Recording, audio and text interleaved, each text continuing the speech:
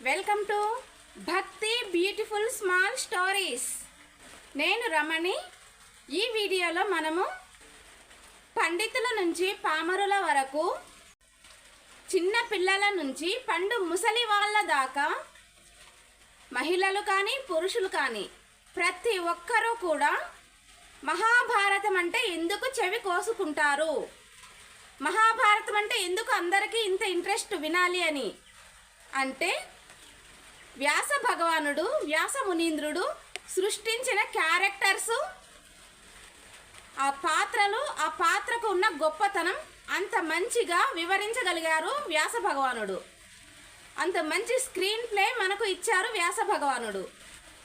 ఈ వీడియోలో ఆది పర్వంలో మన దేశానికి భారతదేశం అనే పేరు మాత్రమే ఎందుకు పెట్టుకోవలసి వచ్చింది, అంతకుముందు జంబూద్వీపం లేదా ఆర్యావర్త దేశం అని పిలిచేవాళ్ళు, ఎందుకు భారతదేశం, భరతవర్షం, భారత ఖండం, ఈ భారత అనే పేరు ఎలా వచ్చింది? పేరు వెనకాల బ్రహ్మర్షి విశ్వామిత్రునికి ఏంటి సంబంధం? స్వర్గలోకంలోని గంగాదేవి భూలోకంలో జన్మించిన శాంతన మహారాజును ఎందుకు వివాహం చేసుకోవలసి వచ్చింది? అలాగే దేవతా స్వరూపులైన అష్టవసువులు కూడా భూమిపైన ఎందుకు జన్మించారు? భీష్మ పితామహుడు పుట్టినప్పటి నుంచి మహాభారత యుద్ధం వరకు ఉన్న మహోన్నతమైన పాత్ర భీష్మ పితామహునిది. ఈ భీష్ముని పుట్టుక మరియు భీష్మ ప్రతిజ్ఞ ఎందుకు చేయవలసి వచ్చింది? ఒక మహిళా క్యారెక్టర్, ఆమె సత్యవతీదేవి. సత్యవతి అనే ఒక మహిళ పుట్టకపోయి ఉంటే మహాభారతం అనే కథ నడిచేదే కాదు, రాయడానికి కూడా రాసేవాళ్ళు లేరు, మహాభారతంలోని క్యారెక్టర్స్ కూడా పుట్టేవాళ్ళు కాదేమో.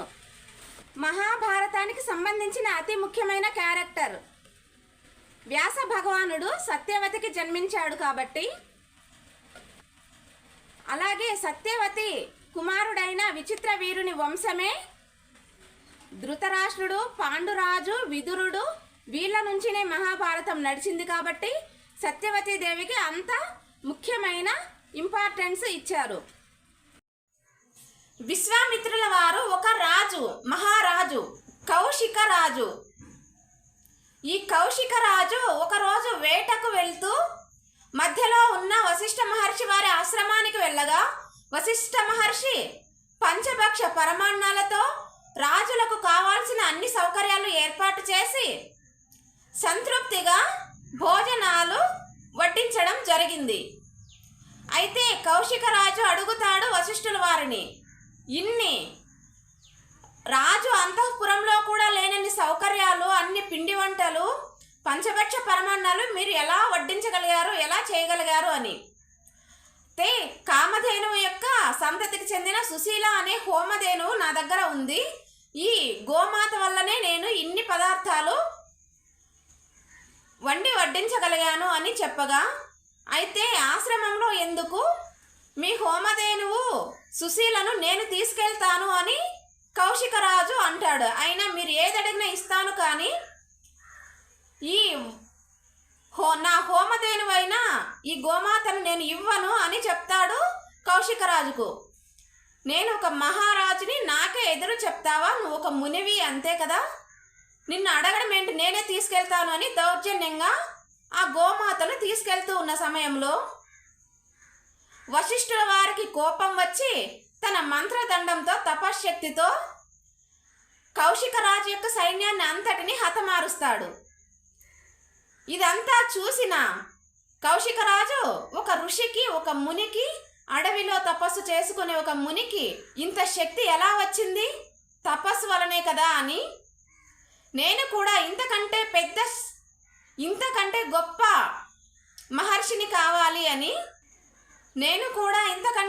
మహర్షిని కావాలి అని, రాజ్యాన్ని కుమారునికి అప్పగించి కౌశికరాజు అడవులకు పోయి ఘోరమైన తపస్సు చేస్తాడు.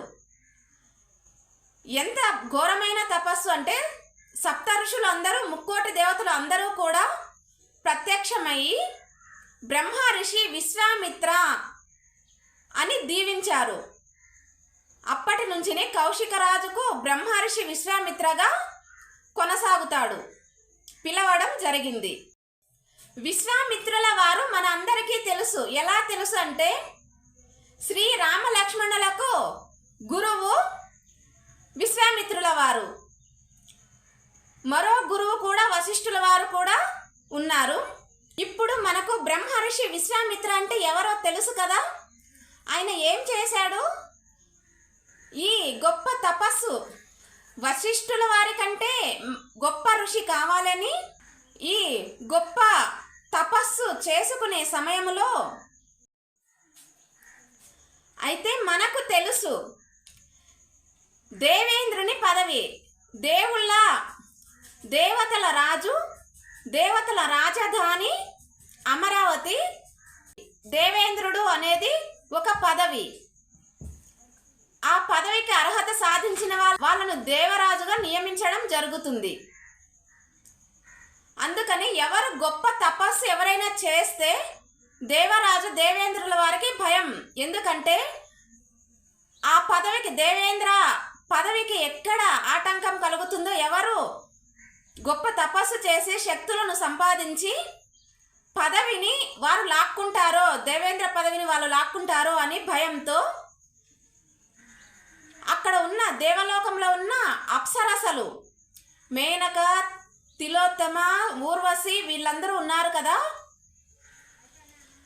వీళ్ళను అప్సరసలను ఎవరైతే తపస్సు చేస్తారో వాళ్ళ దగ్గరకు పంపించి వీళ్ళ అందచందాలతో తపస్సుకు భగ్నం కలిగించి తపస్సును విరమించేలాగా చేయడమే దేవేంద్రుని యొక్క ధ్యేయం.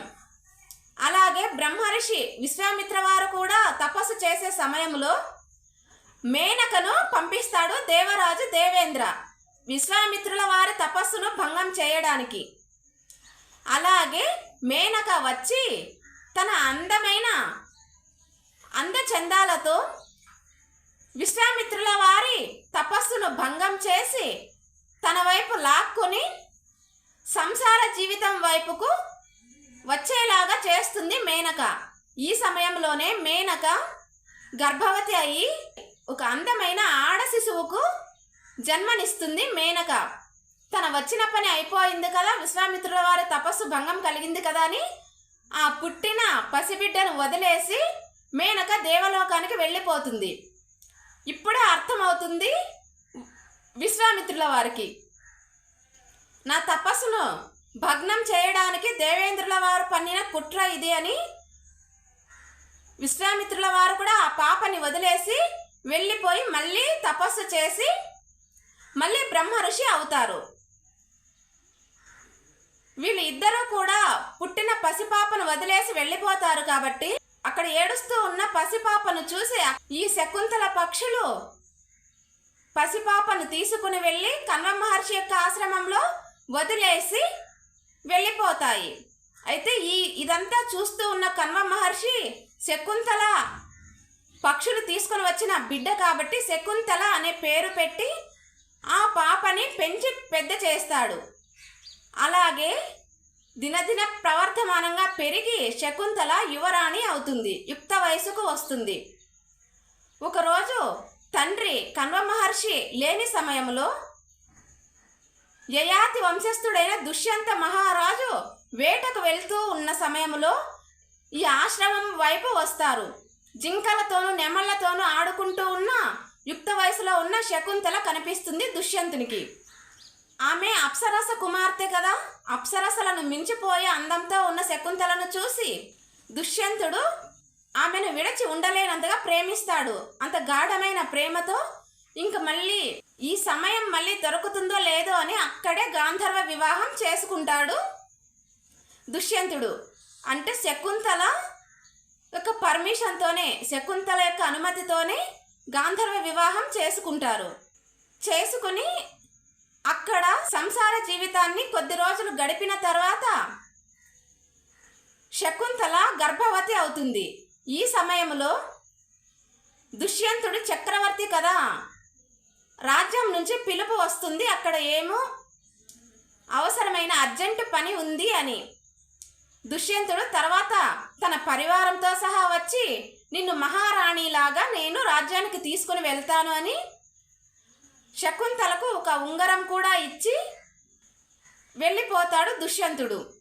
అప్పటి నుంచి గర్భవతి అయిన శకుంతల తన రాజు గూర్చే, దుష్యంత మహారాజు గూర్చే ఆలోచిస్తూ ఊహిస్తూ క్షణము ఇంకా దూరం అయ్యే కొద్దీ ప్రేమ కూడా ఎక్కువ అవుతుంది కదా, అలాగే ఇంకా ప్రేమను పెంచుకుంటుంది మహారాజు గూర్చి. తన పరివారంతో వచ్చి నిన్ను మహారాణిలాగా తీసుకొని వెళ్తాను రాజ్యానికి అని చెప్పి దుష్యంత మహారాజు వెళ్ళిపోయిన తర్వాత, అయితే నన్ను తీసుకెళ్తాను అని చెప్పి ఇంకా రాలేదు అని దుష్యంత మహారాజు గూర్చి ఆలోచిస్తూ చింతిస్తూ కూర్చొని ఉంటుంది శకుంతల. ఆ టైంలో మహాకోపిష్టి అయిన దూర్వాస మహర్షి ఆతిథ్యానికి వస్తాడు శకుంతల ఉన్న ఆశ్రమానికి, కణవ మహర్షి ఆశ్రమానికి. అయితే ఈ దూర్వాస మహర్షి వచ్చాడు అన్న విషయమే మరచిపోయి అతని వైపు కూడా చూడలేదు, ఎందుకంటే తన భర్త గురించి ఆలోచిస్తూ ఉంటుంది కాబట్టి. అయితే మహాకోపిష్టి అయిన దూర్వాస మహర్షి కోపంతో, నేను వచ్చినా కూడా నాకు ఆతిథ్యానికి వచ్చిన నన్ను పట్టించుకోకుండా ఎవరి గురించి నువ్వు ఆలోచిస్తూ ఉన్నావో వారు నిన్ను మరచిపోతారు అని శపిస్తాడు దుర్వాస మహర్షి. అయితే అప్పుడు తేరుకుంటుంది శకుంతల ఆలోచన నుండి. ఏంటి మహర్షి మీరన్నది అని అడుగుతుంది.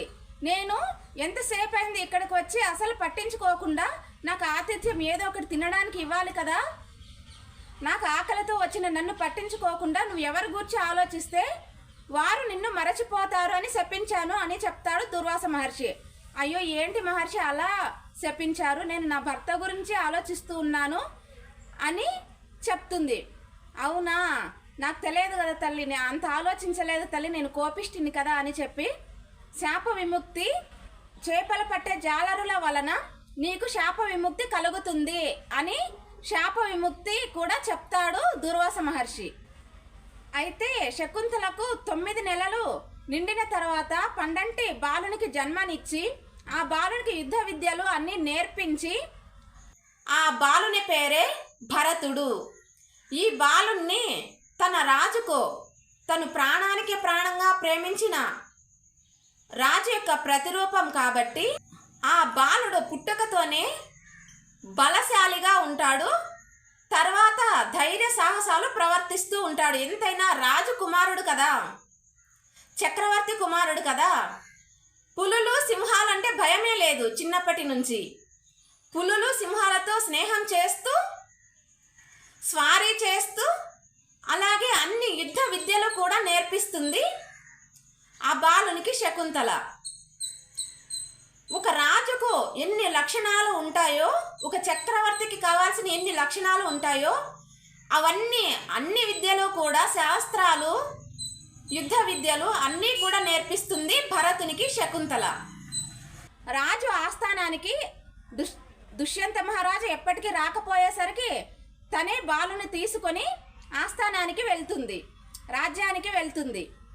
అక్కడ మంత్రులు, మునులు, ఋషులు, బ్రాహ్మణులు అందరూ ఉంటారు. అక్కడికి వెళ్ళి, నేను నీ భార్యని, ఈ పిల్లవాడు భరతుడు నీ కుమారుడు అని చెప్పగానే ఈ దుర్వాస మహర్షి యొక్క శాపం ఫలించి, నువ్వెవరో నాకు తెలియదు, అసలు గుర్తే లేదు అంటాడు మహారాజు.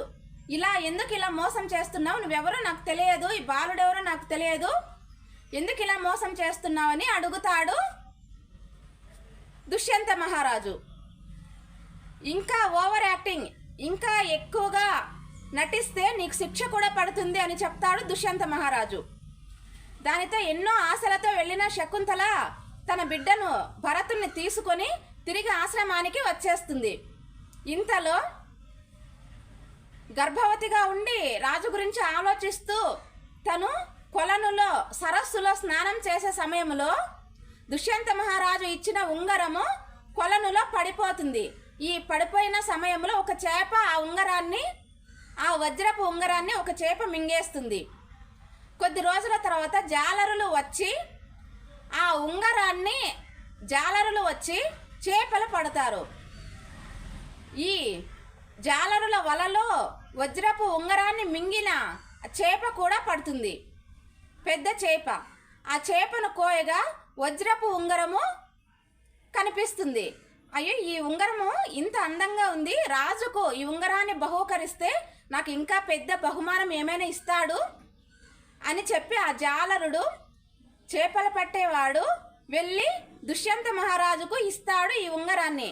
ఈ చేపలో ఇంత అందమైన మెరుస్తూ ఉన్న కాంతి కలిగిన ఈ ఉంగరం నాకు దొరికింది చేప లోపల అని రాజుకు వెళ్ళి చూపించగానే ఆ ఉంగరం చూసిన వెంటనే దుష్యంత మహారాజుకు శకుంతలను తను గాంధర్వ వివాహం చేసుకున్నది, శకుంతల తిరిగి మళ్ళీ అంతఃపురానికి వచ్చి నేను నీ భార్యని, ఈ భరతుడు నీ కుమారుడు అని చెప్పిన విషయము, తర్వాత ఏడుస్తూ శకుంతల తన పిల్లవాడిని తీసుకొని వెళ్ళిపోయిన విషయము అంతా గుర్తుకొస్తుంది దుష్యంత మహారాజుకి.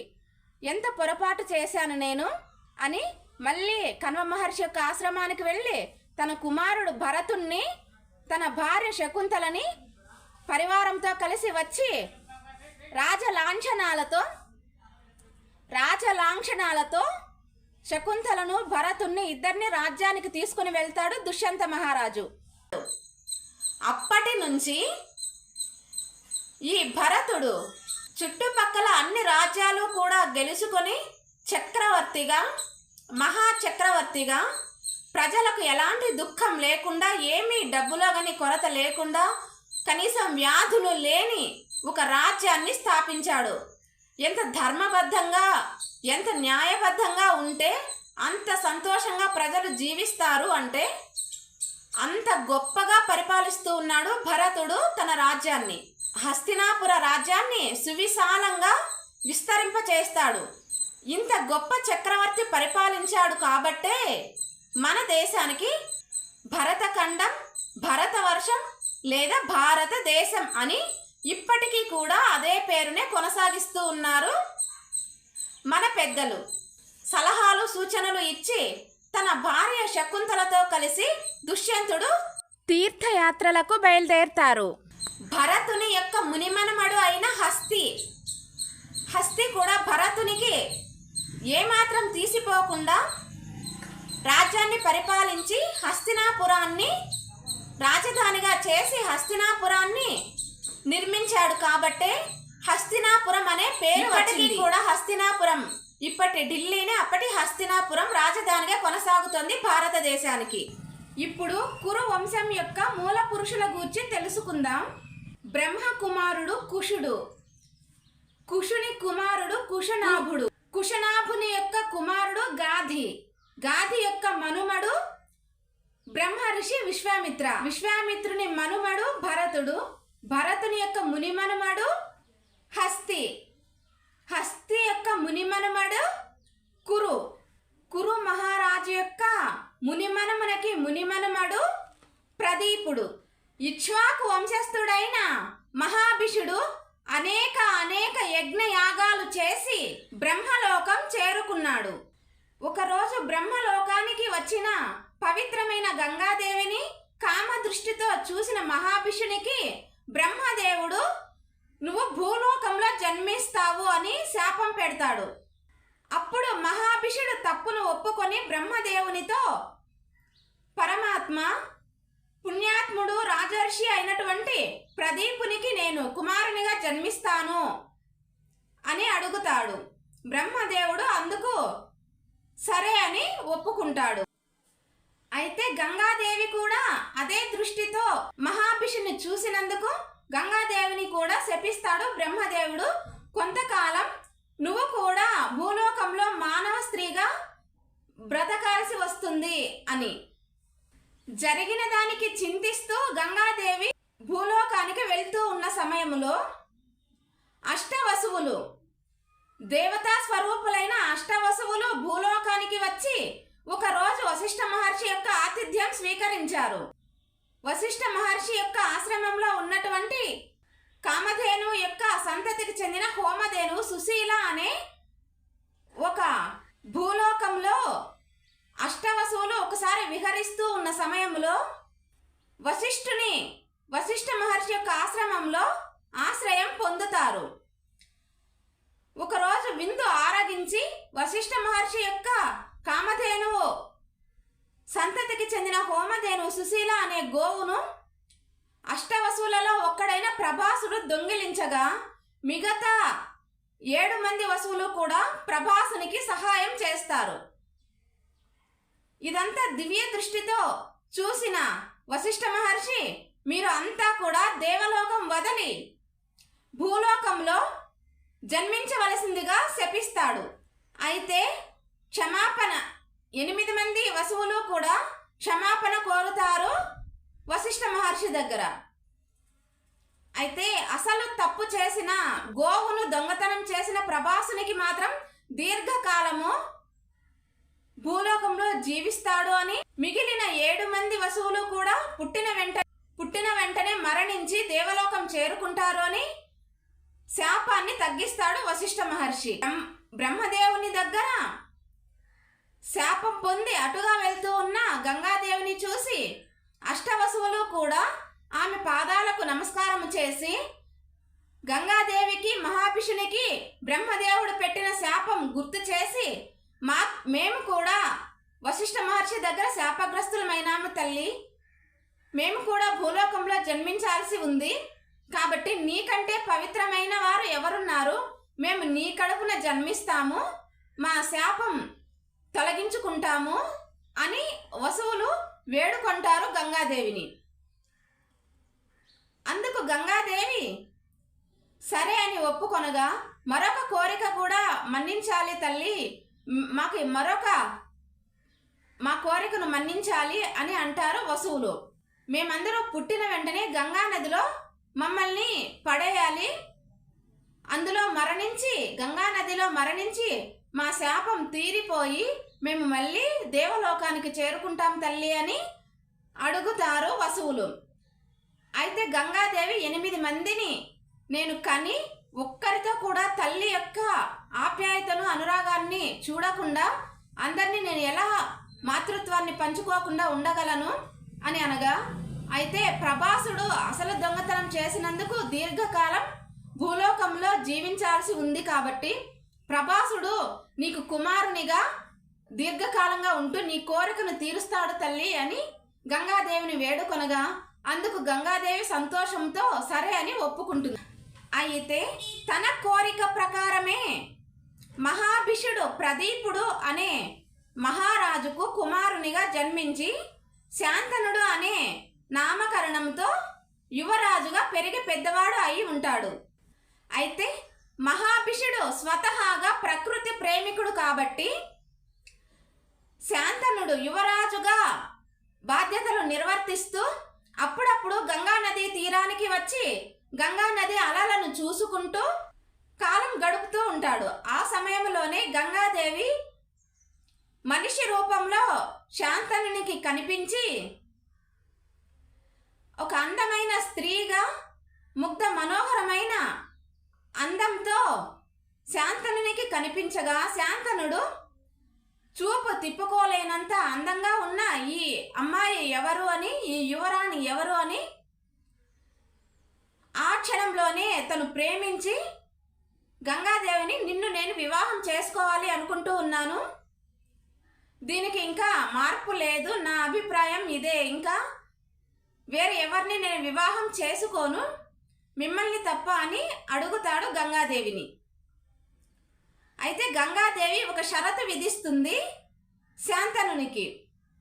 నేను ఏమి చేసినా నాకు అడ్డు చెప్పకూడదు, నేను చేసే పనికి ఎందుకు అని అడగకూడదు, అలా అయితేనే నీ దగ్గర నేను భార్యగా ఉంటాను, మీరు ఎప్పుడైతే నాకు అడ్డు చెప్పి నా గురించి అడిగినప్పుడు నేను వెళ్ళిపోతాను మిమ్మల్ని వదిలేసి అని మాట తీసుకొని శాంతనుని వివాహం చేసుకుంటుంది గంగాదేవి. ఇద్దరి సమ్మతంతోనే గంగాదేవి శాంతనుని యొక్క వివాహం జరిగిపోతుంది. అయితే అష్టవసువులకు ఇచ్చిన మాట ప్రకారము గంగాదేవి తనకు శాంతన మహారాజుకు జన్మించిన 7 మంది కుమారులను పుట్టిన వెంటనే గంగా నదిలో కలిపివేస్తుంది, గంగా నదిలో పడవేస్తుంది. శాంతన మహారాజు అది చూసి కూడా గంగాదేవికి అడ్డు చెప్పితే వెళ్ళిపోతుందేమో అని గంగాదేవి మీద ఉన్న ప్రేమతో అడ్డు చెప్పలేదు శాంతన మహారాజు. అయితే 8వ వసువు కూడా ప్రభాసుడు కూడా జన్మిస్తాడు 8వ కుమారునిగా. 7 మంది కుమారులను పోగొట్టుకొని పుట్టెడు దుఃఖంలో ఉన్న శాంతన మహారాజుకు ఇక మీదట పిల్లల్ని పోగొట్టుకునే ధైర్యం నేను చేయను, నా బిడ్డను నాకు ఇవ్వవలసిందిగా శాంతన మహారాజు గంగాదేవిని కోరుతాడు. అందుకోసమే ఎదురు చూస్తూ ఉన్న గంగాదేవి కూడా, సరే నాకు అడ్డు చెప్పారు కాబట్టి ఈ బిడ్డను తీసుకొని నేను వెళ్ళిపోతాను, ఈ పిల్లవానికి దేవవ్రతుడు అని నామకరణం చేసి ఈ పిల్లవాడు యువరాజు యుక్త వయసుకు రాగానే సకల విద్యలు నేర్పించి తిరిగి ఇదే గంగా నదీ తీరంలో మీకు అప్పగిస్తాను మహారాజా అని శాంతన మహారాజుకు మాట ఇచ్చి ఈ బిడ్డను తీసుకుని వెళ్ళిపోతుంది గంగాదేవి. సరిగ్గా 18 సంవత్సరాల తర్వాత శాంతన మహారాజు గంగా నదీ తీరంలో అలలను చూసుకుంటూ కాలం గడుపుతూ ఉన్న సమయంలో ఒక్కసారిగా గంగా నది ప్రవాహం ఆగిపోయి ఒక పిల్లవాడు తన బాణాలతో గంగా నది పైన ప్రవాహాన్ని ఆపేసి ఒక్క బాణము 1,00,000 బాణాలుగా మారి గంగా నది పైన ఆనకట్ట కడతాడు దేవవ్రతుడు, గంగాపుత్రుడు దేవవ్రతుడు. ఇదంతా చూసిన శాంతన మహారాజు, ఇది ఏంటి, ఇదేమి వింత, ఎప్పుడు చూడలేదే గంగా ప్రవాహాన్ని ఆపివేసే అంత శక్తి కల యోధుడు ఎవ్వరు అని చూడగా దేవవ్రతుడు 1000 సూర్యుల వెలుగులతో వెలిగిపోతూ కనిపిస్తాడు. కుమారా, నువ్వు ఎవరు, ఇంత శక్తి ఇంత అద్భుతమైన విద్యను ఎలా నేర్చుకున్నావు, నువ్వు ఎక్కడి నుంచి వచ్చావు అని అడుగుతాడు శాంతన మహారాజు ఈ 18 సంవత్సరాల యువకుడైన గంగాపుత్రుడు దేవవ్రతుణ్ణి. వెంటనే దేవవ్రతుని వెనక నుండి గంగాదేవి వచ్చి, మహారాజా, ఈ దేవవ్రతుడు మీ కుమారుడే, మీకు ఇచ్చిన మాట ప్రకారము 18 ఏళ్ల తర్వాత దేవగురువు బృహస్పతి వద్ద, శుక్రాచార్యుని వద్ద, వశిష్ఠుల వారి దగ్గర, పరశురాముని వారి దగ్గర, ఇలా మహర్షుల దగ్గర అన్ని విద్యలు నేర్చుకున్నాడు మన పుత్రుడు దేవవ్రతుడు. సకల విద్యలు నేర్చుకున్న దేవవ్రతుడు మీ రాజ్యానికి యువరాజుగా అన్ని విధాల అర్హుడు, మీ కుమారుణ్ణి మీకు అప్పగిస్తున్నాను మాట ప్రకారము అని చెప్పి గంగాదేవి శాంతనునికి దేవవ్రతుని అప్పగించి తను వెళ్ళిపోతుంది. తను దేవవ్రతునికి పట్టాభిషేకం చేసి యువరాజును చేసి రాజ్యం యొక్క అన్ని బాధ్యతలు అప్పగిస్తాడు శాంతన మహారాజు. అదేవిధంగా సకల విద్యా కోవిదుడు అయినటువంటి దేవవ్రతుడు చిన్న చిన్న రాజ్యాలను అన్నింటినీ జయించి తన హస్తినాపుర రాజ్యాన్ని విస్తృతంగా విశాల సామ్రాజ్యంగా మారుస్తాడు దేవవ్రతుడు. దేవవ్రతుడు రాజ్యం యొక్క అన్ని బాధ్యతలు చూసుకుంటూ ఉన్న సమయంలో శాంతన మహారాజుకి విరామ సమయం దొరుకుతుంది. ఈ విరామ సమయంలోనే శాంతన మహారాజు మళ్ళీ యమునా నదీ తీరంలో, శాంతన మహారాజు స్వతహాగా ప్రకృతి ప్రేమికుడు కాబట్టి మళ్ళీ యమునా నదీ తీరంలో అలా విహారం చేస్తూ ఉన్న సమయంలో ఒక అందమైన చేపలు పట్టే అమ్మాయిని పడవలో చూస్తాడు. అమ్మాయి ఎలా ఉంది అంటే అచ్చం అప్సరసలను మించిపోయిన అందంతో ఉంది. కానీ చేపలు పట్టే దాసరాజు కుమార్తె, ఆమె యువరాణి కాదు, రాజవంశస్థురాలు కాదు అని అర్థమైంది. కానీ ఆమె అందం చూస్తే యువరాణిలాగా మెరిసిపోతూ ఉన్న అంత అందంతో ఉంది. చూపు తిప్పుకోలేని శాంతన మహారాజు ఎలాగైనా నా సామ్రాజ్యపు పట్టపురాణిని చేయాలి, ఈ అమ్మాయిని నేను వివాహం చేసుకోవాలి అని నిశ్చయించుకొని, ఆ అమ్మాయి పేరే సత్యవతి.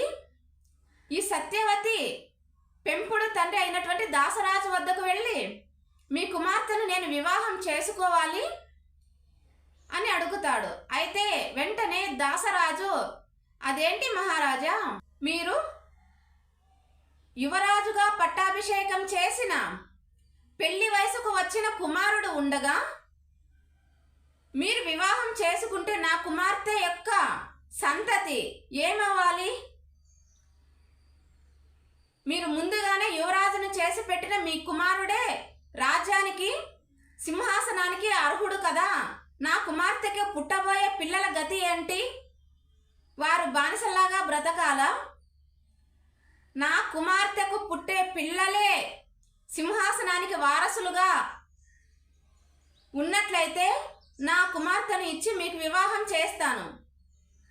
అంతేకాని మీ కుమారుడు యువరాజు దేవవ్రతుడే సింహాసనం మీద రాజుగా కొనసాగితే, సింహాసనం మీద మహారాజుగా కొనసాగితే నా కుమార్తెను ఇచ్చి మీకు పెళ్లి చేయను అని చెప్తాడు దాసరాజు. అప్పుడప్పుడే కుమారునికి పట్టాభిషేకం చేసిన శాంతన మహారాజు 7 మంది కుమారులను పోగొట్టుకొని అపురూపంగా తిరిగి వచ్చిన 8వ కుమారుడు దేవవ్రతునికి పట్టాభిషేకం చేసిన శాంతన మహారాజు సింహాసనం అర్హతలో ఇప్పుడు ఉన్న దేవవ్రతునికి కాకుండా ఎప్పుడో పుట్టబోయే పిల్లల సింహాసనానికి వారసులవుతారు అని ఎలా చెప్పగలడు? చెప్పడానికి మాట రాక శాంతన మహారాజు దిగులుతో వచ్చేస్తాడు వెనక్కి. ఇలా దిగులు పడుతూ ఉన్న తన తండ్రిని చూసిన దేవవ్రతుడు ఎలాగో తండ్రి మనసులోని బాధను అర్థం చేసుకుని ఏమి జరిగిందో తెలుసుకుని దాసరాజు వద్దకు వెళ్ళి, జరిగినదంతా నాకు తెలిసింది, నిస్సందేహంగా మీ కుమార్తెను మా తండ్రికి ఇచ్చి వివాహం చేయండి అని దాసరాజు వద్ద కోరుకుంటాడు దేవవ్రతుడు.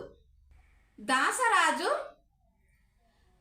నా కుమార్తెకు పుట్టబోయే సంతానానికే సింహాసనం దక్కాలి, ఈ మహాసామ్రాజ్యం యొక్క సింహాసనానికి వారసులు నా కుమార్తె సత్యవతికి పుట్టబోయే పిల్లలకే వారసత్వం రావాలి, అలా అయితేనే నేను నా బిడ్డను ఇచ్చి మీ నాన్నకి పెళ్లి చేస్తాను అని చెప్తాడు దాసరాజు. అయితే నిస్సందేహంగా అలాగే జరుగుతుంది.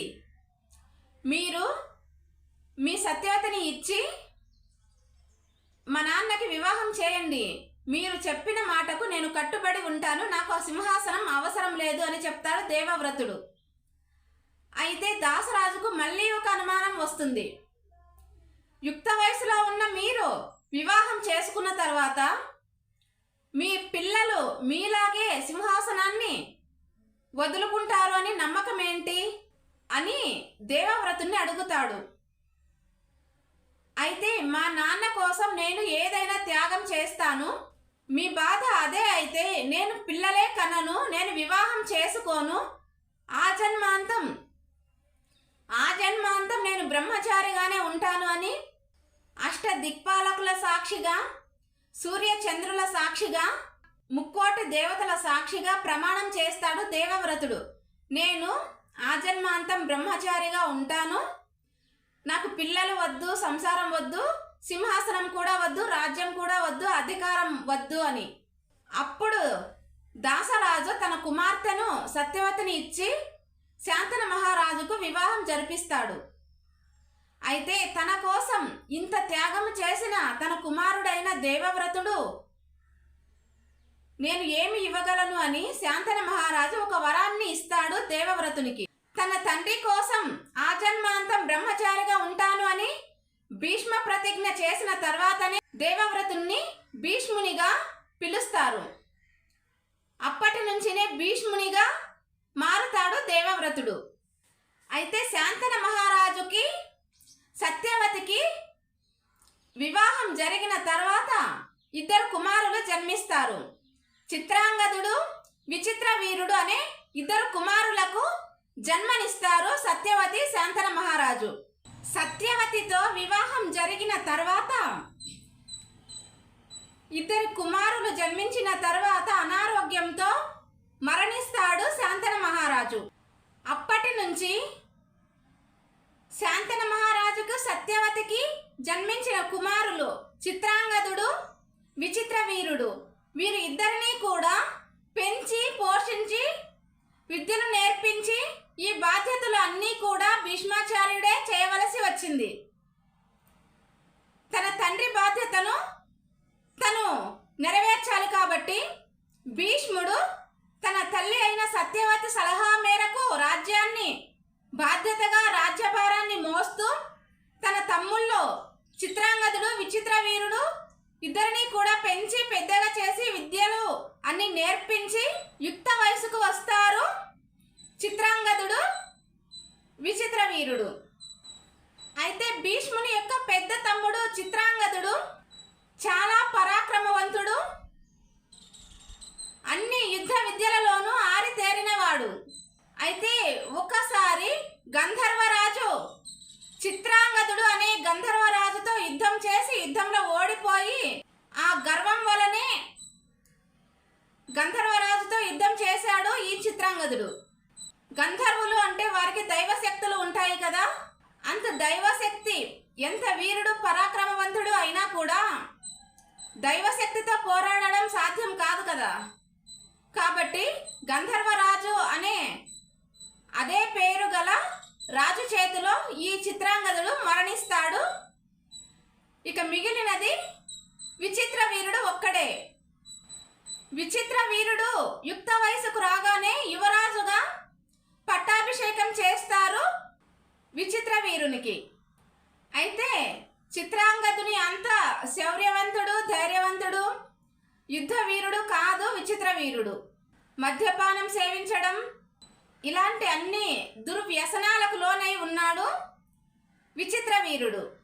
విచిత్ర వీరునికి యువరాజుగా పట్టాభిషేకం చేసిన తర్వాత కాశీరాజు తన ముగ్గురి కుమార్తెలకు అంబ అంబిక అంబాలిక అనే ముగ్గురి కుమార్తెలకు స్వయంవరం ఏర్పాటు చేసి నలుమూలల రాజ్యం నలుమూలల స్వయంవరానికి ఆహ్వానం పంపించాడు కాశీరాజు. అయితే ఒక్క హస్తినాపుర రాజ్యానికి మాత్రం ఆహ్వానం పంపలేదు.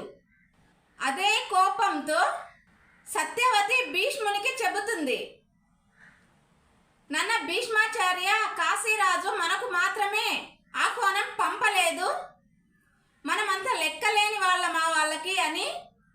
నువ్వు వెళ్ళి నువ్వు ఏం చేస్తావో తెలియదు, కాశీరాజు యొక్క ముగ్గురు కుమార్తెలను తీసుకొని వచ్చేసేయి,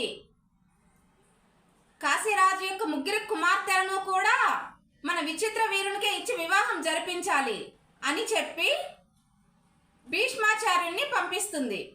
భీష్ముడు యుద్ధ దాటికి అక్కడ ఉన్న ఏ రాజు కూడా తట్టుకోలేక వెనుదిరిగి వెళ్ళిపోయారు. అయితే శల్యుడు అప్పుడు అంబ అంబిక అంబాలిక కాశీరాజు యొక్క ముగ్గురి కుమార్తెలను రథంలో తీసుకొని హస్తినాపురానికి వచ్చేస్తాడు భీష్మాచార్యుడు. అయితే స్వయంవరానికి వచ్చిన సాల్వరాజు మాత్రం భీష్మునికి ఎదురు తిరిగి యుద్ధం చేస్తాడు, హోరాహోరీ యుద్ధం చేస్తాడు. అయినా కూడా భీష్ముని యొక్క దాటికి తట్టుకోలేక భీష్ముని చేతిలో ఓడిపోతాడు సాల్వుడు. ఎందుకంటే కాశీరాజు యొక్క పెద్ద కుమార్తె అంబను ప్రేమించిన వాడు సాల్వరాజు. అందుకనే అంతవరకు భీష్మునితో పోరాడుతాడు. కానీ భీష్మునికి ఈ విషయం తెలియక ముగ్గురిని కూడా తీసుకొని వచ్చేస్తాడు హస్తినాపురానికి.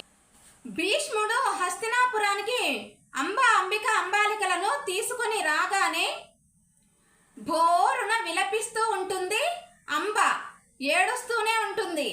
ఎందుకు, ఏం కావాలి తల్లి నీకు, నువ్వెందుకు ఏడుస్తున్నావని భీష్మాచార్యుడు అడుగుతాడు అంబని. నేను సాల్వరాజు ఎన్నో ఏళ్ల నుంచి ప్రేమించుకున్నాం. అయితే ఈ స్వయంవరంలో మేమిద్దరూ పూలమాలలు మార్చుకొని స్వయంవరంలో వివాహం చేసుకోవాలి అనుకున్నాము. నువ్వేమో వారిద్దరితో పాటు నన్ను కూడా తీసుకుని వచ్చేసావు అని భీష్మునితో చెప్తుంది అంబ. అయితే ఈ విషయం నాకు తెలియదు తల్లి, కావాలంటే నువ్వు ఇప్పుడు సాల్వరాజు దగ్గరికి వెళ్ళిపోవచ్చు అని చెప్తాడు భీష్ముడు. అదేవిధంగా భీష్మునికి నమస్కరించి అంబ సాల్వరాజు వద్దకు వెళ్ళగా ఇప్పుడు అంబని సాల్వరాజు తిరస్కరిస్తాడు. ఇప్పుడు నేను నిన్ను స్వీకరిస్తే భీష్ముడు వేసిన భిక్షను నేను స్వీకరించినట్టు అవుతుంది. కాబట్టి ముందునే నేను భీష్ముని చేతిలో ఓడిపోయిన వాడిని, ఇక నిన్ను నేను వివాహం చేసుకోదలుచుకోలేదు అని సాల్వరాజు చెప్తాడు అంబకి. అప్పుడు అంబ తిరిగి మళ్ళీ భీష్ముని వద్దకు వచ్చి జరిగినది చెప్తుంది. దీనికంతటికీ మూల కారణం నువ్వే, కాబట్టి నువ్వే నన్ను వివాహం చేసుకోవాలని భీష్మునితో అడుగుతుంది అంబ. అయితే భీష్మాచార్యుని యొక్క ప్రతిజ్ఞ ప్రపంచం అందరికీ తెలుసు కాబట్టి ఆ విషయం నీకు కూడా తెలిసి ఉంటుంది కదా తల్లి అని, నేను ఆ జన్మ బ్రహ్మచారిని, వివాహం చేసుకోను, నేను ప్రతిజ్ఞ చేసి ఉన్నాను కదా, ఇప్పుడు నేను ఏమీ చేయలేను అని చెప్తాడు భీష్ముడు. అయితే భీష్మాచార్యుని మీద ఉన్న కోపంతో భీష్మాచార్యుని గురువు అయిన పరశురాముని దగ్గరకు వెళ్ళి తన బాధను చెప్పుకుంటుంది అంబ. ఒక అబల, ఒక మహిళ శరణు కోరగా అభయం ఇవ్వడం అప్పటి రాజుల కానీ ఋషులు కానీ పెద్దవాళ్ళ సంస్కారం. కాబట్టి అదేవిధంగా పరశురాముడు నీ కష్టం ఏంటి తల్లి చెప్పు అని చెప్పగానే, అయితే తనను శరణు కోరిన అంబకు అభయం ఇస్తూ నా శిష్యుడైన భీష్మునికి నిన్ను వివాహం చేసుకోమని నా బాధ్యత వరకు నేను చెప్తాను. భీష్మునికి కబురు పంపించి అంబను వివాహం చేసుకోవాలని చెప్తాడు పరశురాముడు. అయితే భీష్ముడు ఇప్పటికిప్పుడు నా ప్రాణాలు మీ పాదాల వద్ద వదలమంటే నేను వదులుతాను, కానీ నేను వచనబద్ధుడిని, నా ప్రతిజ్ఞను నేను విరమించుకోలేను, వివాహం మాత్రం చేసుకోలేను అని చెప్తాడు భీష్ముడు. నా మాటనే ధిక్కరిస్తావా? అయితే నాతో యుద్ధానికి దిగి నన్ను జయించి నీకు ఇష్టం వచ్చినట్టు ఎక్కడైనా ఉండు అని చెప్తాడు పరశురాముడు. అలాగని అయితే భీష్మాచార్యుడు రథం మీద నిలుసుకొని తన గురువుకి పాదాభివందనం చేసి, గురువు గారు మీరు కూడా రథాన్ని అధిరోహించండి, నేను రథం మీద ఉండి రథము కింద భూమి మీద ఉన్న మీతో నేను యుద్ధం చేయలేను కదా, మీరు కూడా యుద్ధాన్ని అధిరోహించండి అని చెప్తాడు భీష్మాచార్యుడు. అయితే పరశురాముడు దివ్య దృష్టిని ప్రసాదిస్తాడు భీష్మాచార్యునికి. అప్పుడు పరశురాముడు నిలుచుకున్న రథం మీద, పరశురాముడు నిలుచుకున్న రథం ఏంటి అంటే భూమాత రథంగాను, వేదాలు చక్రాలుగాను, సృష్టి అంతా కూడా రథంగా మారినట్లు భీష్మాచార్యునికి కనిపిస్తుంది. ఎందుకంటే పరశురాముడు విష్ణువు యొక్క అవతారం కాబట్టి. అప్పుడు తన గురువు అయిన పరశురాముని యొక్క శక్తులను గ్రహిస్తాడు భీష్మాచార్యుడు. అయినా కూడా నన్ను ఆశీర్వదించండి గురువు గారు అని చెప్పి గురువు దగ్గర, పరశురాముని దగ్గర ఆశీర్వాదం తీసుకొని గురువు మీద యుద్ధానికి సిద్ధమవుతాడు. ఇలా యుద్ధం చేస్తూ చేస్తూ కొన్ని నెలలు గడిచిపోతాయి. కొన్ని నెలల పాటు యుద్ధం జరుగుతుంది. సమస్త లోకాలు అల్లకల్లోలం అయ్యే పరిస్థితి వస్తుంది. అందుకనే ముక్కోటి దేవతలు, సప్త ఋషులు వీరందరూ కూడా పరశురామునికి మరియు భీష్మాచార్యునికి కూడా యుద్ధం విరమించుకోవాలి అని, సృష్టి నాశనం అవుతుంది అని చెప్పగా ఇద్దరు కూడా యుద్ధాన్ని నిలిపివేస్తారు. అయితే అంబ పరశురాముడు కూడా నాకు సహాయం చేయలేడు అని అడవులకు వెళ్ళి ఘోరమైన తపస్సు చేస్తుంది పరమశివుని కోసం, ఈశ్వరుని కోసం. అంబ యొక్క తపస్సుకు మెచ్చి పరమేశ్వరుడు ప్రత్యక్షమయ్యి ఏమి కావాలి అని కోరితే, భీష్మాచార్యుడు నా చేతిలో చనిపోవాలి, భీష్మాచార్యుని చావుకు నేనే మూల కారణం కావాలి, ఈ వరాన్ని నాకు ప్రసాదించమని పరమేశ్వరునితో అంబ వేడుకుంటుంది. పరమేశ్వరుడు అలాగే వరం ఇస్తాడు అంబకి. అయితే ఈ జన్మలో కాదు, వచ్చే జన్మలో నువ్వు శిఖండిగా పుడతావు ద్రుపదరాజుకి, వచ్చే జన్మలో నీ శపథం నెరవేరుతుంది అని చెప్తాడు పరమేశ్వరుడు. ఎందుకంటే భీష్మాచార్యుడు చేయవలసిన కర్తవ్యాలు చాలా ఉన్నాయి తల్లి. ఆయన కొన్ని వందల సంవత్సరాలు బ్రతకాల్సి ఉంది కాబట్టి ఈ జన్మలో కాకుండా వచ్చే జన్మలో నువ్వు భీష్మాచార్యుని మరణానికి కారణమవుతావు అని పరమేశ్వరుడు దీవిస్తాడు అంబని. అంబ పరిస్థితి అలా అయింది కదా. ఇంకా మిగిలిన అంబిక, అంబాలిక ఈ ముగ్గురి అక్క చెల్లెలలోనూ అంబిక, అంబాలికలను ఇద్దరిని కూడా విచిత్ర వీరునికి ఇచ్చి వివాహం జరిపిస్తారు భీష్మాచార్యుడు, సత్యవతీదేవి. అలాగే చక్రవర్తిని కూడా చేస్తారు రాజ్యానికి విచిత్ర వీరుణ్ణి. కానీ విచిత్ర వీరుడు పేరుకు మాత్రమే చక్రవర్తి, బాధ్యతలు అన్నీ నెరవేర్చేది భీష్మాచార్యుడే. ఎందుకంటే విచిత్ర వీరుడు చిన్నవాడు కాబట్టి ముద్దుగా పెరగడంతో బాధ్యతలు అన్నీ భీష్మాచార్యుడు చూసుకుంటాడు కాబట్టి అంతకుముందు చిత్రాంగదుడు చూసుకునేవాడు రాజ్యం యొక్క బాధ్యతలు. చిత్రాంగదుడు గర్వంతో గంధర్వరాజుతో యుద్ధం చేసి మరణిస్తాడు. ఇంకా విచిత్ర వీరుడేమో సుఖాలకు అలవాటు పడి వ్యసనాలకు అలవాటు పడి ఉంటాడు.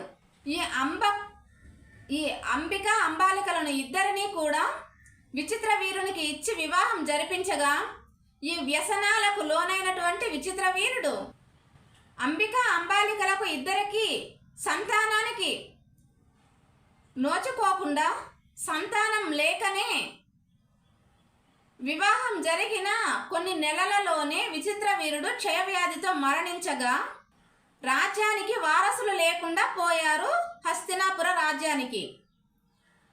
ఇప్పుడు సత్యవతీదేవి చింతిస్తుంది.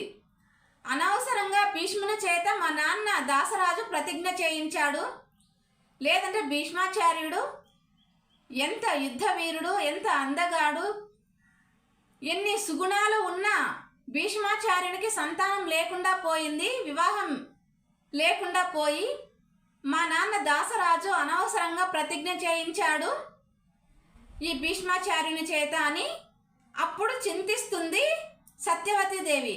అయినా కూడా అప్పుడు కూడా భీష్మాచార్యుని కోరుకుంటుంది, భీష్మ మీ తమ్ముళ్ళ భార్యలను ఇద్దరిని తిరిగి మళ్ళీ నువ్వే వివాహం చేసుకొని మన రాజ్యానికి వారసులను ప్రసాదించమని కోరుతుంది భీష్మాచార్యుని. అదేంటి తల్లి, నా ప్రతిజ్ఞ గూర్చి వేరే వాళ్ళ అందరికంటే కూడా నా ప్రతిజ్ఞ గురించి బాగా తెలుసుకున్నవారు మీరే కదా, మీ వివాహాని కోసమయ్యే నేను ప్రతిజ్ఞ చేశాను కదా, మళ్ళీ ప్రతిజ్ఞను విరమించుకోవడం అంటే ప్రాణాలు వదలడమే కదా. ఈ జన్మలో నేను ఆ జన్మ బ్రహ్మచారిగా ఉంటాను, కానీ నేను వివాహం చేసుకుని పుత్రులను పొందను అని మళ్ళీ ఒకసారి భీష్ముడు సత్యవతీదేవికి చెప్తాడు. ఇంకా దీంతో సత్యవతీదేవి చేసేది ఏమీ లేక భీష్మాచార్యుడిని అడుగుతుంది సత్యవతీదేవి. ఇప్పుడు ఈ మహా సామ్రాజ్యానికి, హస్తినాపురం అంటే చిన్న సామ్రాజ్యం కాదు, చిన్న రాజ్యం కాదు, ఈ మహా సామ్రాజ్యానికి వారసులు లేకుంటే ఎలాగా అని భీష్మాచార్యుడిని అడుగుతుంది సత్యవతి. అప్పుడు భీష్ముడు తన తల్లి సత్యవతీదేవికి కార్త్యవీర్యార్జున మరియు పరశురాముని యొక్క కథను వివరిస్తాడు. కొన్ని కారణాల వలన ఒక్కసారి కార్త్యవీర్యార్జునుడు 1000 చేతులు కలిగి ఉన్నటువంటి మహారాజు కార్త్యవీర్యార్జునుడు జమదగ్ని, అరుంధతి వీళ్ళ ఆశ్రమానికి వెళ్తాడు. అక్కడ ఆతిథ్యం స్వీకరించిన తర్వాత అక్కడ దివ్య శక్తులు కలిగిన హోమధేనువు ఈ గోమాతను నేను తీసుకుని వెళ్తాను అని వెళ్తూ ఉన్న సమయంలో జమదగ్ని మహర్షి అడ్డు చెప్పగా జమదగ్ని మహర్షిని ఈ 1000 చేతులు కలిగిన కార్త్యవీర్యార్జునుడు జమదగ్ని మహర్షికి తలను తీసేస్తాడు. ఈ సంఘటనతో జమదగ్ని మహర్షి యొక్క భార్య అరుంధతి జమదగ్ని యొక్క శవం పైన పడి ఏడుస్తూ ఉండగా పరశురాముడు వచ్చి జరిగినదంతా తెలుసుకొని కార్త్యవీర్యార్జునిని రాజ్యానికి వెళ్ళి కార్త్యవీర్యార్జునిని కుమారులను సంహరించి కార్త్యవీర్యార్జునిని 1000 చేతులను కూడా నరికేస్తాడు. ఈ కోపముతో క్షత్రియులను అందరినీ, కొన్ని వందల మంది క్షత్రియులను నాశనం చేస్తాడు పరశురాముడు. కానీ పరశురాముడు దివ్యశక్తి కలిగిన మహర్షి కాబట్టి పరశురాముడు తన తండ్రి జమదగ్నిని బ్రతికించుకుంటాడు తర్వాత. అయితే పరశురాముడు సంహరించిన రాజులు అందరి భార్యలు కూడా, పరశురాముడు సంహరించిన చక్రవర్తులు అందరూ కూడా ఈ క్షత్రియుల జాతికి చెందినవారు. పరశురాముడు బ్రాహ్మణ కులానికి చెందినవాడు కాబట్టి క్షత్రియులను అందరినీ లేకుండా చేయాలి అని కక్షతో వందల వేల మంది క్షత్రియులను నాశనం చేస్తాడు, సంహరిస్తాడు. ఆ రాజ్యాలు అన్నింటికీ కూడా వారసులు లేకుండా పోయారు. ఆ పోయిన సమయంలో ఈ మహారాజుల యొక్క భార్యలను గుణవంతులు, ఋషులతో సమానమైన బ్రాహ్మణుల దగ్గరికి పంపించి పుత్రులను పొందుతారు. వాళ్ళ రాజ్యాలకు వారసులను పొందుతారు. అప్పుడు వాళ్ళ రాజ్యాలకు తిరిగి వారసులు లభించి మహా సామ్రాజ్యాలుగా వెలసాయి. ఈ కథను సత్యవతీ దేవికి భీష్ముడు వివరిస్తాడు. భీష్ముడు చెప్పిన ఈ కథ ప్రకారము తన కోడళ్ళు అయినటువంటి విచిత్ర వీరుని భార్యలు అంబిక, అంబాలికలను కూడా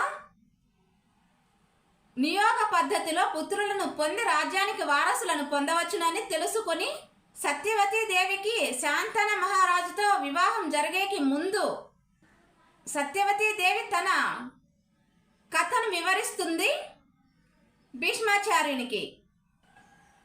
ఇప్పుడు మనము ఈ సత్యవతీ దేవి పూర్వము జరిగిన కథను అందరూ తెలుసుకోవాల్సిన అవసరం ఉంది. ఎందుకు అంటే సత్యవతీ దేవి లేకపోయి ఉంటే మహాభారతం అనే ఒక కథ ఉండేదే కాదు. మహాభారతం అనే ఈ మహత్తరమైన కావ్యము, ఈ మహత్తరమైన హిస్టరీ, ఈ మహత్తరమైన ఇతిహాసము జరిగి ఉండేదే కాదు. దానికి మూలం, ఈ మహాభారతానికి మూలం ఈ సత్యవతీ దేవే. ఈమె కథ గురించి మనం తెలుసుకుందాము. ఈ ఛేది రాజ్యపు యొక్క రాజు వసురాజుకు బ్రహ్మదేవుని వద్ద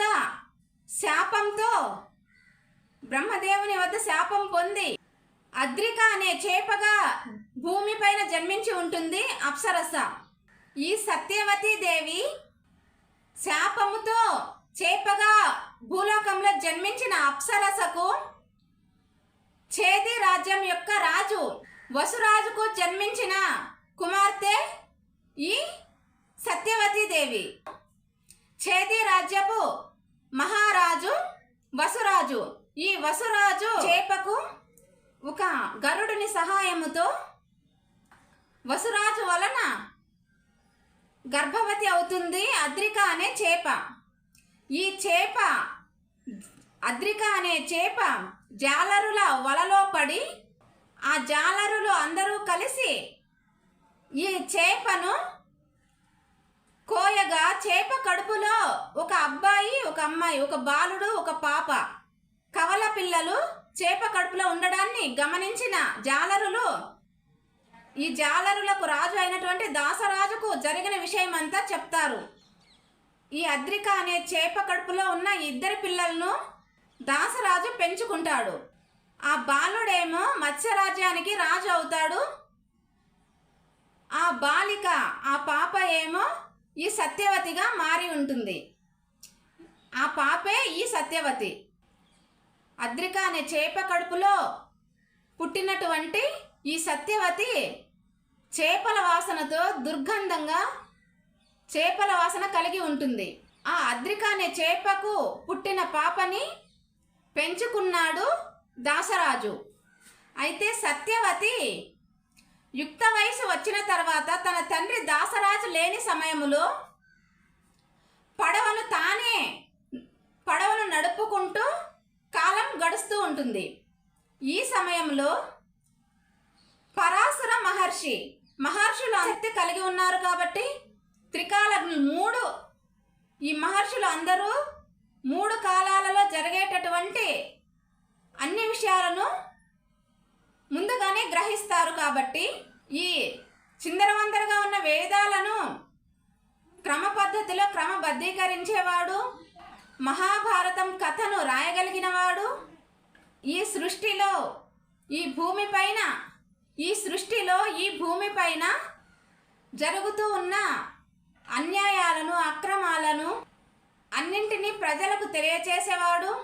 ఈ మహాభారత కథను ముల్లోకాలలో తెలియచేయడానికి ఒక ఋషి కావాలి అని ఈ వ్యాస భగవానుని జన్మ అత్యవసరమని గ్రహించి సత్యవతిని కోరుతాడు. సత్యవతి పడవ నడిపే సత్యవతి దగ్గరకు వచ్చి నీకు ఒక పుత్రుణ్ణి ప్రసాదిస్తాను అని చెప్తాడు పరాశర మహర్షి. నేను ఒక కన్యను, నాకు పుత్రుడు జన్మిస్తే సమాజం ఏమంటుంది, అప్పుడు నన్ను ఎవరు పెళ్లి చేసుకుంటారు అని అడుగుతాది సత్యవతి. అయితే తన తపశ్శక్తితో నీకు ఎలాంటి బాధ లేకుండా, నీకు ఎలాంటి నిందలు లేకుండా, ఓన్లీ నువ్వు కారణానికి మాత్రమే కారణ జన్మురాలివి కాబట్టి ఆ పుత్రుడు ఎంత గొప్పవాడు అంటే నీ నుండి వచ్చే ఈ దుర్గంధం కూడా లేకుండా చేసే ఒక గొప్ప మహర్షి నీకు జన్మించబోతూ ఉన్నాడు అని చెప్తాడు పరాశర మహర్షి. ఇదంతా జగత్ లోక కళ్యాణం కోసమని చెప్పగానే సత్యవతి ఒప్పుకుంటుంది. అయితే తన తపశ్శక్తితో వేదవ్యాసుడు జన్మిస్తాడు అక్కడికక్కడే సత్యవతికి. ఈ వేదవ్యాసుడు జన్మించిన క్షణాలలోనే పెరిగి పెద్దవాడయి మహర్షిలాగా మారిపోయి తన తల్లికి వరం ఇచ్చి ఉంటాడు. నీకు ఎప్పుడు ఏ కష్టం వచ్చినా, నీకు ఏమి కావాలంటే నన్ను తలచుకుంటే నీ దగ్గర ప్రత్యక్షమయ్యి నీకు కావాల్సింది నేను నెరవేరుస్తానమ్మా అని మాట ఇచ్చి వరం ఇచ్చి ఉంటాడు వ్యాస భగవానుడు. ఈ విషయాన్నే భీష్మాచార్యునికి చెప్తుంది సత్యవతి. అప్పుడు సత్యవతి భీష్మాచార్యుని అనుమతితో సలహా తీసుకొని వ్యాస మహర్షిని మనసులో తలుచుకోగానే వ్యాస మహర్షి ప్రత్యక్షమయ్యి, వ్యాస మహర్షి నీకు ఏమి కావాలో చెప్పు తల్లి అని అడుగుతాడు. అప్పుడు సత్యవతీ దేవి ఈ మహా సామ్రాజ్యానికి వారసులు లేకుండా పోయారు, భీష్మాచార్యుడేమో ప్రతిజ్ఞ చేసి ఉన్నాడు, మిగిలిన నా 2 కుమారులు చనిపోయారు, ఇంకా ఈ సామ్రాజ్యానికి వారసులను నీ తపశ్శక్తి వలన నువ్వు పరాశర మహర్షి యొక్క తపశ్శక్తితో నాకు జన్మించినట్టుగా నీ తపశ్శక్తి వలన నా కోడలు 2 పుత్రులను ప్రసాదించమని కోరుకుంటుంది సత్యవతి. సరే తల్లి మాటను కాదనలేక సత్యవతీ దేవి వ్యాస మహర్షితో తన కోడళ్ళు 2 పుత్రులను ప్రసాదించి ఈ మహా సామ్రాజ్యానికి వారసుల్ని ప్రసాదించమని తన కుమారుడైనటువంటి వ్యాస మహర్షిని కోరగా వ్యాస మహర్షి అందుకు ఒప్పుకొని పెద్ద కోడలు అయినటువంటి అంబికను తన గదిలోనికి పంపమని అడుగుతాడు వ్యాస మునీంద్రుడు. అలాగే సత్యవతి తన పెద్ద కోడలు అయినటువంటి అంబికను వ్యాస మహర్షి యొక్క గదిలోనికి పంపించగా వ్యాస మహర్షి తన తపశ్శక్తితో పుత్రుణ్ణి ప్రసాదించే సమయంలో ఉన్నది ఉన్నట్టుగానే తపస్సులో ఉన్నటువంటి వేదవ్యాసుడు అలాగే రావడం వలన ఆ గడ్డం, ఆ వెంట్రుకలు అన్నీ చూసిన అంబిక భయపడి కళ్ళు మూసుకుంటుంది వ్యాస భగవానుడు పుత్రుణ్ణి ప్రసాదించే సమయంలో. కాబట్టి వ్యాసుడు సత్యవతీ దేవికి చెప్తాడు, అమ్మా మీ కోడలు అంబిక నేను పుత్రుణ్ణి ప్రసాదించే సమయంలోనే కళ్ళు మూసుకుంది కాబట్టి 1000 ఏనుగుల బలం కల గ్రుడ్డి పిల్లవాడు పుడతాడు మీ పెద్ద కోడలికి అని చెప్తాడు వ్యాసుడు. తర్వాత చిన్న కోడలు అంబాలికను పంపిస్తుంది సత్యవతి. అయితే అంబాలిక వ్యాసుని చూసి ఒక రకమైన ఫీలింగ్ జడుచుకుంటుంది. ఈ జడుచుకునే సమయంలో చర్మం అంతా బిగుసుకుపోతుంది అంబాలికకు. ఇదే ఫీలింగులు కలిగిన, ఇదే స్థితి కలిగిన, శరీరము కలిగిన బాలుడు అంబాలికకు జన్మిస్తాడు. అంబాలికకు జన్మించే పుత్రుడు తెల్లని శరీరముతో జన్మిస్తాడు అని చెప్తాడు వ్యాసుడు. తర్వాత పెద్ద కోడలు గ్రుడ్డి పిల్లవాడు పుడతాడు కదా ఫస్ట్. తర్వాత కూడా మరోసారి కూడా పెద్ద కోడల్ని వెళ్ళమని అడుగుతుంది సత్యవతి. మొదటిసారే భయపడి కళ్ళు మూసుకున్న సత్యవతి తన పని మనిషి అయినటువంటి పని మనిషిని పంపిస్తుంది వ్యాసుని గదిలోనికి. అయితే పని మనిషి చాలా మంది ఋషులను చూసి ఉంటుంది బయట ప్రపంచంలో. కాబట్టి వ్యాసుని చూడగానే పని మనిషికి ఏమీ అనిపించలేదు, భయం అనిపించలేదు, టెన్షన్ అనిపించలేదు. కాబట్టి సాధారణంగా ఉన్న పని మనిషికి తెలివైన ఆరోగ్యవంతమైన పుత్రుడు జన్మిస్తాడు అని చెప్తాడు వ్యాసుడు. 1 సంవత్సరం తర్వాత వీరు ముగ్గురు అంబికకు గ్రుడ్డి పిల్లవాడు అయినటువంటి ధృతరాష్ట్రుడు, అంబాలికకు తెల్లని చర్మం కలిగిన బాలుడు పాండురాజు జన్మిస్తాడు. పని మనిషికి విదురుడు జన్మిస్తాడు. ఇప్పుడు మళ్ళీ కూడా భీష్మాచార్యునికి తన తమ్ముని కుమారులు అయినటువంటి ధృతరాష్ట్రుడు, పాండురాజు, విదురుడు వీరి ముగ్గురిని కూడా సంరక్షిస్తూ విద్యను నేర్పిస్తూ ఈ గ్రుడ్డి పిల్లవాడు అయినటువంటి ధృతరాష్ట్రుణ్ణి, పాండురాజుని, విదురుణ్ణి వీరు ముగ్గురు కూడా ఇప్పుడు చనిపోయిన విచిత్ర వీరుని కుమారులు, చనిపోయిన విచిత్ర వీరుని సామ్రాజ్యానికి వారసులు.